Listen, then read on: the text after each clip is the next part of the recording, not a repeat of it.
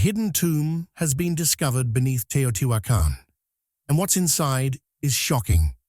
For centuries, this ancient city, known as the City of the Gods, has guarded its secrets beneath layers of stone and time.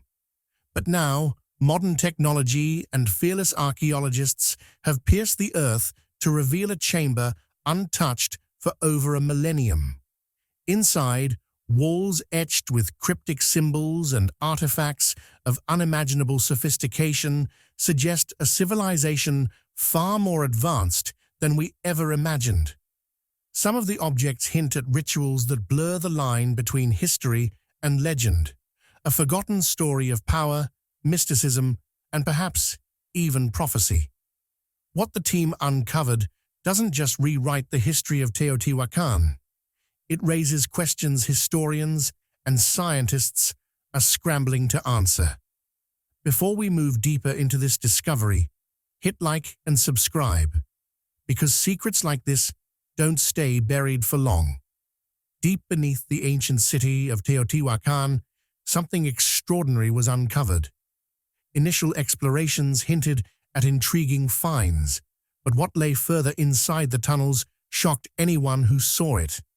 Instead of the expected offerings, broken figurines, or symbolic relics of devotion, the explorers found one of the most unsettling discoveries in Mesoamerican archaeology: a river of mercury. The River of Mercury. Within the hidden tunnels, channels and pools of liquid mercury shimmered under the light, flowing like a silent, metallic river. It was as if the ancient builders had created this underground stream nearly 2,000 years ago, and it had remained untouched ever since. The question immediately arose: why would the architects of Teotihuacan, already known for complex ritual practices, fill their sacred tunnels with such a deadly substance? Some believe it was symbolic. The reflective mercury may have represented rivers or lakes of the underworld, guiding souls on their journey after death, acting as a bridge between the living and the spirit world. Others suggest something more mysterious. Mercury is not easy to obtain, especially in such large quantities. Its extraction requires specialized techniques far beyond casual use. Transporting and depositing it in deep, sealed chambers implies a purpose beyond mere symbolism. Some experts speculate it could have been a form of ancient ritual technology, practices we barely understand today. A few even likened it to alchemy, noting Mercury's historic association with mystical experiments. Others have suggested it might have had connections to electricity, given its conductive properties, though there is no proof. Even more unsettling are theories that the mercury served as a deterrent. The river may not have been just a sacred passage for the dead. It could have been a trap, a hidden poison for anyone daring enough to disturb the chambers. Rather than an offering to the gods, it may have been a defense against intruders. This raises a chilling question. Why would the ancients take such extreme precautions? What were they protecting? And from whom? The hidden tomb. The atmosphere in the excavation shifted after this discovery. What had once felt like a careful search for hidden history began to feel more like trespassing into a space that had been deliberately locked away. The toxic, shimmering mercury was no accident. It marked a boundary, a line never meant to be crossed. Yet, the team did not stop. For Gomez and his colleagues, the River of Mercury was not the end of the tunnel's story. It was only the beginning of something far darker. What they uncovered next pushed the excavation into the realm of true horror, the hidden tomb and its terrifying secret. As the team pressed past the mercury line and deeper into the tunnel, they confronted a final barrier. Stone block after stone block had been jammed into a narrow choke point and sealed with clay. Clearing it took days. When the passage finally opened, the archaeologists stepped into chambers that had not seen a living visitor for nearly 2,000 years. The air was stale and heavy. Their lights swept across the floor and froze. Bones lay arranged in ordered rows. This was no peaceful burial. Field notes and later reports described skeletons with arms pulled tightly behind their backs as if bound. Others were face down, limbs arranged in ways that suggested restraint. Cut marks scarred vertebrae in multiple cases, and several skulls were deliberately separated from their bodies. The pattern was unmistakable. Some had been sacrificed. Others seemed placed for a purpose that had nothing to do with a gentle afterlife. Mixed among the remains were objects that made the chambers feel even more hostile. Small statues in human form had faces that were wrong, eyes too large, teeth carved as fangs. Many heads were crested or feathered, echoing the serpent cult above. But the features felt predatory, threatening, rather than divine. Jars lined the walls, sealed with ancient plugs. Residue samples taken on site reportedly contained substances that have yet to be publicly identified. Every step, every discovery made it clear this was a space designed to terrify and to dominate. A tomb, yes, but one that was also a warning. Something inside these chambers had been meant to remain undisturbed, hidden for eternity. A few containers held dark grains that some on the team speculated could have been poisons or binding mixtures used in ritual. That interpretation remains unverified, but one thing was clear. These jars were not food offerings. Shards of painted plaster clung to the chamber walls. Though small, several fragments depicted figures that were not fully human. According to reports, the figures wore feathered collars and bore scaled textures around their throats and jaws. Their eyes were drawn as slits. The scenes were not serene portrayals of gods. They depicted hunts, pursuits, and struggles. One fragment appeared to show ropes or cords drawn tight across a figure, as if something had been pinned down. Specialists who reviewed the photos disagreed about their meaning. Some saw myths about taming chaos. Others insisted these were warnings, not stories. The sinister purpose of Teotihuacan. Several archaeologists argued that these chambers were never intended as tombs. The careful placement of bodies, jars, and imagery suggested a system designed to guard or contain, not to honor. A few went further in private, describing the rooms as a prison. The dead became the locks, the offerings the seals, and the walls the final barrier between the city above and whatever lay at the heart of its power below. One researcher, shaken after a long day of cataloging, was quoted saying, "This is not a tomb, this is a warning." Their unease deepened when they examined the access points behind the chamber. Evidence of deliberate destruction was everywhere. A shaft beyond the room ended in a collapse that appeared engineered rather than natural, as if the builders had intentionally blocked the passage once their work was complete. The sealed jars, the rigid order of the burials, and the orchestrated collapse all pointed to a chilling conclusion. The ritual had been designed to be completed and then locked away, hidden from the world forever. If so, the last act of the priests was not celebration. It was containment. The emotional toll on the team was palpable. Reports describe long, quiet nights in the field lab, heated debates over how much of the tunnel to open and how much to leave untouched. Some members argued for a halt until every safety measure was in place.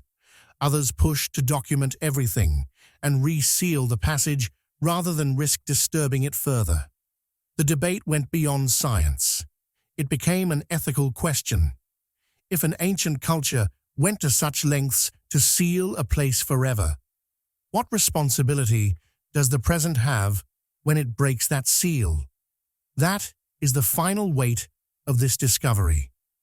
The hidden complex beneath Teotihuacan does not read like a peaceful passage to the afterlife. It reads like a system designed to keep something in. Whether that something was knowledge, power, a feared object, or a belief made tangible through ritual, the message remains the same. Do not open. The ancient city of Teotihuacan is an ancient Mesoamerican city located in the Valley of Mexico, about 40 kilometers northeast of present-day Mexico City, in what is now the state of Mexico. Today, Teotihuacan is famous for some of the most important pyramids ever built in the pre-Columbian Americas, especially the Pyramid of the Sun and the Pyramid of the Moon. Despite its proximity to Mexico City, Teotihuacan was not an Aztec city. In fact, it existed many centuries before the Aztec Empire. At its peak, roughly between 1 CE and 500 CE, Teotihuacan was the largest city in the Americas. Conservative estimates place its population at around 25,000 people, but some scholars believe it may have housed more than 100,000, making it one of the largest cities in the world at the time. The city covered about 8 square miles, and as much as 80 to 90% of the valley's population lived there. Beyond its pyramids, Teotihuacan is notable for its advanced urban design. It featured large multi-family apartment compounds, the Grand Avenue of the Dead, and vivid murals that remain remarkably well preserved. The city was also a major producer of obsidian tools, which were traded widely across Mesoamerica. The name Teotihuacan is also used to describe the broader civilization and culture connected to the city. While scholars still debate whether it was the capital of a true empire, its influence across Mesoamerica is undeniable. Archaeological evidence shows Teotihuacan's presence in regions such as Veracruz and the Maya world. Centuries later, the Aztecs encountered the ruins and believed they were the work of divine ancestors. They claimed a shared heritage with the Teotihuacanos and adopted elements of their culture, helping preserve the city's legendary status long after it fell silent. How Teotihuacan was first found. When Spanish soldiers and explorers arrived in central Mexico in the early 1500s, they were searching for land, wealth, and new territories to claim. Instead, they stumbled upon something they could not explain. Rising from the highlands stood the ruins of a colossal city, vast, silent, and overwhelming. It seemed impossible that human hands could have built it. By then, the city had already been abandoned for centuries. Even the Aztecs, who ruled the region at the time, admitted they were not its creators. They called it Teotihuacan, the city of the gods, believing only divine beings could have constructed such enormous monuments. To the Aztecs, the city was sacred, but also unsettling, a place they inherited yet never truly claimed. The mystery deepens because Teotihuacan left behind no written records, no names of rulers, no account of its founding, not even its true original name. At the heart of the city ran its main road, later called the Avenue of the Dead. Stretching more than 2 kilometers, this massive avenue was lined with temples, plazas, and palaces on a scale unmatched anywhere else in the ancient Americas. What's missing, however, is any clear progression, no gradual evolution to show how such a city came into existence. There are no earlier stages, no rough drafts. So, the question remains, where did it come from? Surveys of the ruins revealed that the city was anything but random. Its layout was precisely aligned with the movement of the sun and stars. Entire neighborhoods were arranged in strict grids, evidence of advanced urban planning centuries ahead of its time. The truth behind ancient Teotihuacan. Back in 1864, researchers exploring a highland plateau close to what is now Mexico City stumbled upon something remarkable. The rolling hills around them weren't natural formations at all. Hidden beneath layers of dirt that had built up over the centuries were enormous structures built by human hands. As digging commenced, massive pyramids began to reveal themselves from underground. Despite being weathered and marked by time, these stone monuments remained breathtaking. Surrounding them were remnants of grand plazas, elaborate palaces, and sophisticated irrigation systems. The scope of what they'd found was staggering. This city was far more complex and developed than anyone could have guessed. 20 years down the line, in 1884, systematic archaeological work confirmed just how massive this site really was. Excavators uncovered broad boulevards, towering temples, and clear signs of meticulous city planning. Contemporary accounts drew comparisons between this place and the legendary ruins of Rome and Egypt. For many observers, this parallel was profoundly troubling. You see, the common assumption back then was that indigenous civilizations in the Americas hadn't reached the same heights of engineering and architecture as those in Europe and the Mediterranean. Teotihuacan completely demolished that misconception. Here was concrete evidence that a Mexican civilization had once stood shoulder to shoulder with the most powerful ancient societies anywhere in the world. However, the early days of archaeology weren't without their tragic mistakes, some of which would cause irreparable harm. A devastating loss. In the opening years of the 1900s, a restorer named Leopoldo Batres, who lacked formal training, was given responsibility for excavating the Pyramid of the Sun. While working on the project, his team found a tunnel that ran from outside the temple straight toward its heart, buried deep underground. Evidence suggested that the people of Teotihuacan themselves had intentionally filled it in. Rather than proceeding cautiously, Batres chose a recklessly destructive approach. He removed approximately 6 meters of the pyramid's exterior stonework. This action obliterated innumerable sculptures, decorative carvings, and potential written inscriptions, wiping them from existence permanently. Whatever information might have told us who constructed the city, how it operated, or the reasons for its abandonment, vanished beneath his work. Modern scholars widely regard what Batres did as one of Mexico's most catastrophic archaeological disasters. His actions remain shrouded in speculation and controversy. Certain accounts suggest he might have been coerced or even paid off to destroy evidence hinting at more disturbing or mysterious elements of Teotihuacan's past. The truth of these allegations remains uncertain, but the destruction he caused is beyond dispute. Still, some things survived the damage. A new chapter in exploration. Fresh findings started transforming our understanding of this ancient metropolis. Researchers spent years literally digging deeper, searching underground for clues. By the closing decades of the 20th century, archaeologists had thoroughly documented most of Teotihuacan's surface features. They'd taken measurements of the pyramids, mapped out the Avenue of the Dead, and dug through plazas and temple grounds. Despite all this work, many experts remained convinced that the city's greatest mysteries were buried beneath the earth. Focus shifted back to the Temple of the Feathered Serpent, the site's most elaborately adorned and mysteriously imposing building. Previous surveys had picked up unusual readings near where it met the ground, and given its spiritual importance, it seemed like the perfect location to hide something significant. Then, Mother Nature stepped in during 2003. Torrential rainfall caused a section of ground beside the temple to give way. When archaeologists examined the resulting sinkhole and lowered equipment into it, They quickly understood they'd found access to a concealed, empty space.